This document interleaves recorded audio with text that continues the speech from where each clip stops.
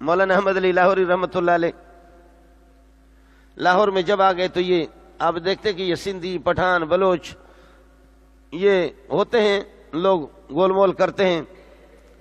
جب حضرت آئے اللہ کی صاف بات بیان کرنے لگے ایک مسجد میں، تو کچھ ساتھیوں نے پروگرام بنایا، جو بدعتی طبیعت کے لوگ تھے، پروگرام بنایا کہ پٹائی کریں گے، عصر کی نماز کے بعد درس ہے، اور جب مولوی صاحب عصر کی نماز کے بعد درس کے لیے جب سلام پھیر کر کے ہماری طرف رخ کر کے بیٹھ جائے تو ہاتھ سے پکڑ کر کے گھسیٹ کر کے ذلیل کر کے باہر نکالنا. داڑھی مولانا احمد علی لاہوری کی داڑھی بھی بڑی تھی، داڑھی سے پکڑنا ہے، گھسیٹ گھسیٹ کر کے پٹائی کرنی ہے، ذلیل کر کے چھوڑنا ہے. یہ کھرا کھرا صاف صاف کیوں سناتا ہے اس طرح؟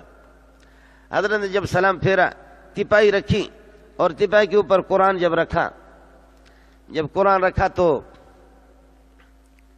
کسی نے کہا کہ روزانہ بکتے رہتے ہو، آج تیرے بکواسات کی گنجائش نہیں ہے، جتنے بک چکے ہو بہت ہے، جتنے بک چکے ہو بہت ہے، بس وہی ہے، اسی کو ہضم کر لو، مزید بک بک کی اجازت نہیں ہوگی.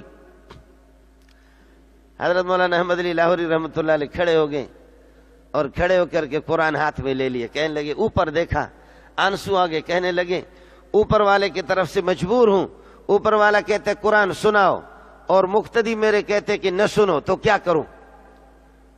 میں مسجد کو چھوڑ کر کے، قرآن کو چھوڑ کر کے نکل نہیں سکتا، یہ میرے ہاتھ میں قرآن ہے، اور تم لوگ میرا دوسرا ہاتھ، یہ الٹا ہاتھ اس طرف پھیلایا، کہ اس کو پکڑ کر کے اشارے سے ایک آدمی مجھے مسجد سے باہر نکالے تاکہ آسمان والا بھی دیکھ لے، فرشتے بھی اس بات کو نوٹ کریں کہ احمد علی خود قرآن کو چھوڑ نہیں رہا، خود مسجد کو نہیں چھوڑ رہا، اس کو چھڑوایا جا رہا، اس کو گھسیٹ کر کے نکالا جا رہا ہے.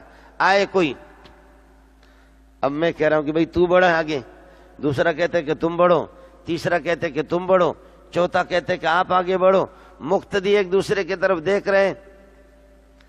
ایک سمجھدار تھا، کہنے لگے جس طرح بھی اس ملا کو گالیاں دیتے ہیں، جس طرح اس ملا کی مخالف ہے، لیکن تمہیں اللہ کا واسطہ دیتا ہوں کوئی آگے نہ بڑھے، جو بڑھے گا اس کی گھر کو آگ لگے گی، جو بڑھے گا اس کی گھر کو آگ لگے گی، وہ تباہ ہو جائے گا. ہم بھی سمجھتے ہیں کہ یہ اللہ کی طرف سے مامور ہے اور یہ اللہ کا بندہ ہے، یہ قرآن سنائے گا ہر صورت میں. یہ دینداروں کے حالات، اس قسم کے حالات. جب کوئی بھی آگے نہیں بڑھا، جب اس بندے نے کہہ دیا، ایک عجیب سا خوف ان پر طاری ہو گیا. جب خوف طاری ہو گیا، حضرت واپس آ کر کے بیٹھ گئے، اور بیٹھ کر کے اس طریقہ پر یہ ہے کہ آپ نے پھر قرآن کی دعوت شروع کر دی. میں خود یہ ویسا میں گیا، ویسا یہاں اٹک اور ویسا میں ایک جگہ پر مجھے لوگوں نے بتایا کہ ایک بزرگ تھے مولانا غلام اللہ، وہ بھی قرآن بیان کر رہے تھے. تو کچھ لوگوں نے ہتھیار لے لیے، ایک بڑے بدمعاش نے ہتھیار لے کر کے 2-3 بندے ذرا چھپ گئے ایک فاصلے پہ، یہ لاؤڈ اسپیکر پہ ان کا درس ہوتا تھا. کہنے لگے دیکھیں گے اگر اس نے کچھ ہماری خواہشات کے خلاف اور ہمارے جن کو ہم پوجتے ہیں ان کے خلاف اگر اس نے کچھ کہہ دیا تو ہم اس کو چھوڑیں گے نہیں. چھپے رہے ہتھیار لے کر کے. مولانا قرآن پڑھ رہا ہے، قرآن پڑھ رہا ہے، قرآن پڑھ رہا ہے، قرآن کا ترجمہ کر رہا ہے، قرآن پڑھ رہا ہے. آج رات اس دہشت گرد کو آج کچھ بھی نہیں ملا. کل رات کو پھر آ کر کے چھپ گئے، پھر مولانا کا درس شروع ہو گیا، پھر بھی اس کو کچھ نہیں ملا.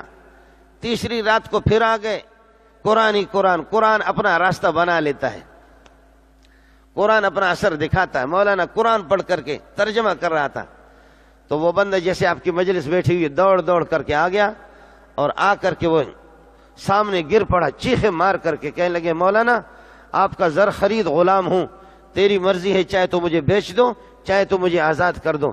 یہ ہتھیار میں لے کر کے تیرے قتل کرنے کے لیے میں آ گیا تھا، لیکن تجھے قتل نہ کر سکا، میں تیرے ہاتھ پہ خود قتل ہو گیا، تیرا غلام بن گیا، اس لیے کہ تو قرآن بیان کر رہا ہے. یہ واقعہ مجھے وہاں کے لوگوں نے، میں یہ جلسوں میں پروگراموں میں جاتا رہتا ہوں، یہ واقعہ وہاں لوگوں نے مجھے بیان کیا تھا. واقعہ انہوں نے بیان کیا تو میں نے اپنے بیان کے دوران یہ واقعہ بیان کر دیا.